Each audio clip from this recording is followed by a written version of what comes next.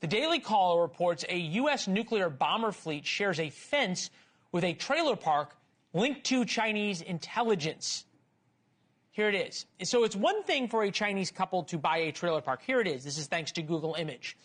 It is another thing for them to go to great lengths to hide who they are, including using multiple shell companies to conceal their identities. Why is this all important? Because they bought a trailer park in the middle of Missouri, no disrespect to Missouri.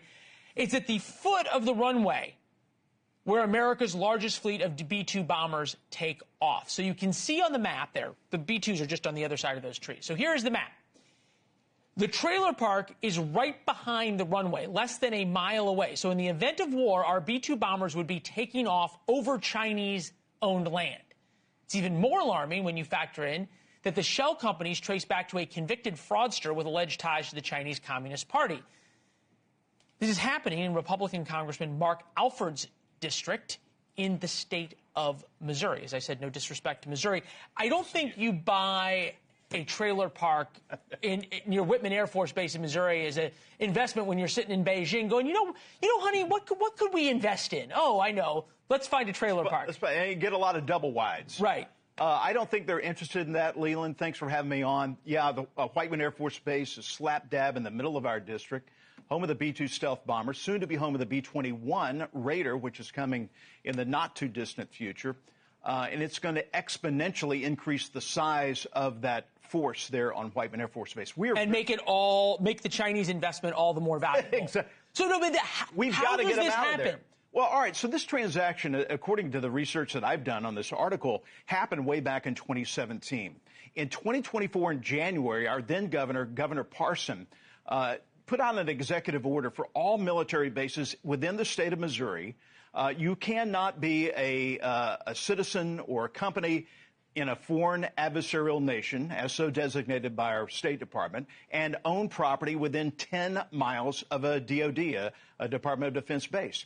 I didn't think that was good enough. We need to expand that, and that's why I filed the American Land and Property Protection Act, basically that says if you are a member of a foreign adversarial nation, a citizen or a company of those, China, Iran, Venezuela, Cuba, North Korea, Russia, you cannot own even an outhouse in the United States of America. You cannot go to those countries. Okay, but you're not going to do that because you're not going to be able to take land away from all the Chinese people who own condos. And here's something else, Leland. There is a Department of Treasury has the Committee on Foreign Investments in the United States of America called CFIUS. They are supposed to be taking a look at this. Under the Biden administration, they were not doing their job. In fact, this happened in the Trump administration, the first Trump administration. And whatever department was running it at that time did not do their job, and they somehow overlooked. They started to put some regulations in place where they were going and looking at these transactions. So let's look at this. They didn't have Whiteman Air Force Base on the list of those. And why would we have a list? Why would we have the Air Force Base with one part of the nuclear triad on the list?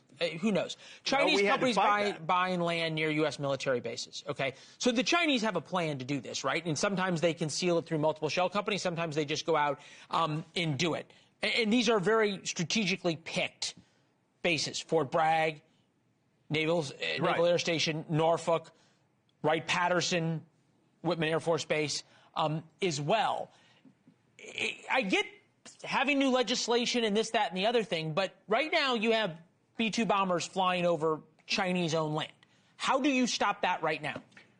We get CFIUS under the Treasury Department, and I'm on the Financial Services General Government Appropriations Subcommittee, which oversees that, and we get them on the ball.